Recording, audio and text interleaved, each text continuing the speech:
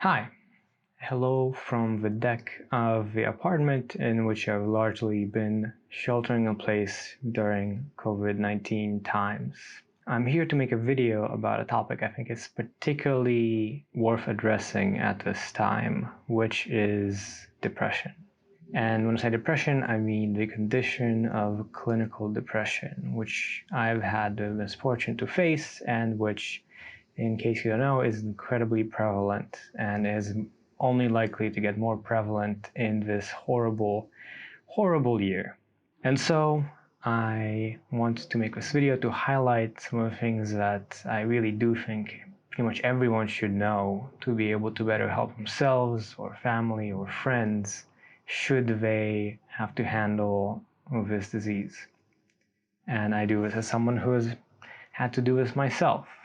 And I will highlight some of the things I think are most important as someone who has dealt with it and gotten better after some rough stretches.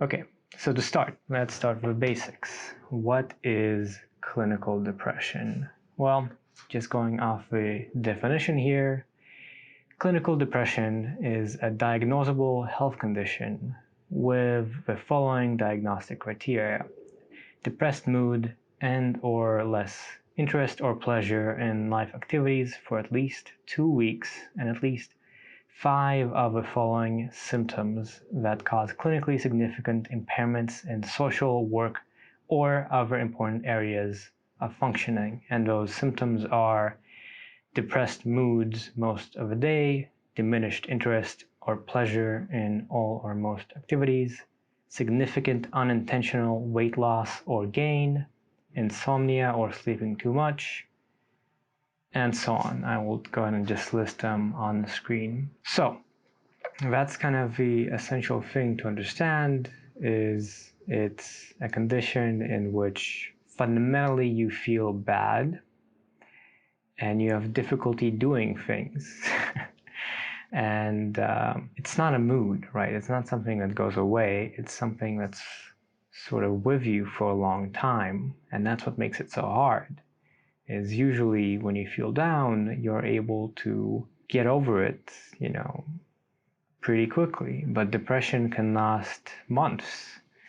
And that is what makes it so hard, is eventually you lose sight of kind of even believing you'll feel better. Now, this period of feeling bad for 2 weeks or more is known as a depressive episode. And that's another nasty thing about depression, is it's reoccurring quite often. So people who deal with it have episodes of depression that tend to come around, and so you can't heal it permanently, or often it does come back. Now, the good news from my personal perspective is once you've dealt with it once, it's less scary and easier to address, which is part of why I'm making this.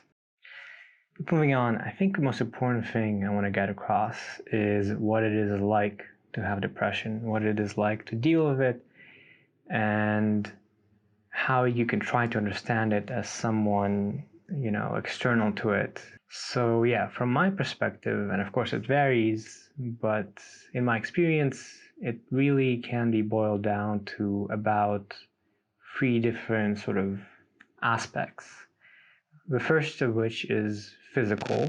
So physically, you just feel weak. You feel like you have little energy. It feels hard to move. Literally just moving feels cumbersome. Yeah, you are slow. And this is very strange. I mean, this is a real bodily sensation. So that's one. 2, there's also an emotional aspect. So emotionally, you just feel bad. And in the worst case, you feel really bad. You feel terrible. For no clear reason. You just feel emotional pain that is persistent and continuous. And on top of that, the things that usually would bring you happiness and joy, you don't feel like doing, and they don't do much for you like they used to. So that's, tough. And then there is the final thing, which is the mental effects. So your thinking and perspective outlook on the world gets distorted. You essentially become more negative. And of course, this is related to the emotional and physical aspects. All of these are interrelated. But focusing in on just the thinking, you start being much more negative about yourself, about life, about the world, about the future. And you, I think, are incapable of perceiving things becoming better. And I think in my case also, you feel really bad because you were depressed. You feel like, I am broken and I will not be capable of living life well and enjoying it because there's this thing going on with me. And yeah, you just think these things constantly, even when you try not to, even when you don't necessarily believe them. When you can tell yourself, okay, no, I'm actually pretty okay, I've done a lot of things are going well, you still think these negative things. And that leads me to a final aspect, which is, unfortunately, you may also think suicidal thoughts. And this is something that I've dealt with. And one thing to understand is you may not even truly consider that option, but you might still kind of imagine things, visualize things without wanting to. It just sort of happens. And this is another thing that in my experience was very troubling, is I kept thinking about these very dark thoughts without wanting to, and it made me feel terrible. And quite distraught. So that's I think the main thing to understand is fundamentally it's about physically having low energy, emotionally feeling bad and not wanting to do things that bring you happiness, and mentally thinking negative thoughts, and after having quite a distorted view of a world that if you're not depressed you would generally not agree with, and you would not have these thoughts. Okay, so knowing that I think is quite important, because once you realize that's what it's like, you can then be on the lookout for it. And the good news is you can treat it, you can get better, but that's much easier if you actually acknowledge that this is the situation and you do what is needed to get better. So, to figure out if you have it, obviously the best thing is to go talk to someone who handles this professionally, therapist, psychotherapist, consult a medical professional. But should that not be an option, you can also just take some quizzes. There are some easy kind of things, and I'll link them below, where you can respond to some multiple choice questions and get kind of a score that tells you how concerned you should be as a first step. So that's a great option if you just are even slightly concerned. If any of this sounds somewhat relevant, that's an option. Okay, so let's say you've been able to do one of these things and verify if there's a cause for concern. Now the question is, if you're dealing with it or someone you know is dealing with it, what should be done? And here I'll just share my perspective on some of the important things to keep in mind and try to do. So first, I think it is very important to just remember that it does distort your worldview very much. So you should sort of reject negative thinking and not believe it, in a sense. For me personally, kind of remembering that my thinking is distorted that if I were healthy, I would not be thinking these things and I would not feel this way. That helps a lot. Just knowing that I can get better, and once I do, I will not think this way anymore. Second, I would say it's pretty important to try and continue living your life to whatever extent you can. So one of the aspects of it, as I said, is kind of this inability to move. You often just want to lie in bed all day, but that only makes things worse. So a very common piece of advice is to try and just do whatever you can, shower, prepare food, go out. The more you can keep moving, the more you can keep active, the easier it is, even though it's actually very hard to do anything, but ironically, doing things is quite important to not keep falling deeper into this hole.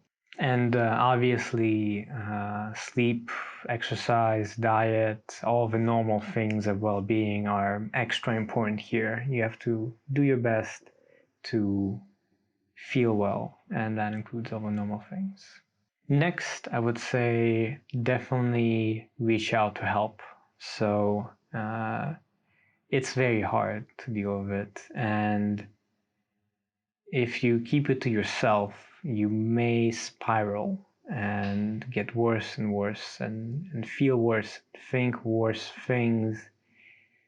And if you can talk to your family, talk to your friends, have someone kind of backing you up, that'll help a lot. Obviously, again, a therapist is a great option, but really the more help you can have dealing with it and getting better, the better it is, right?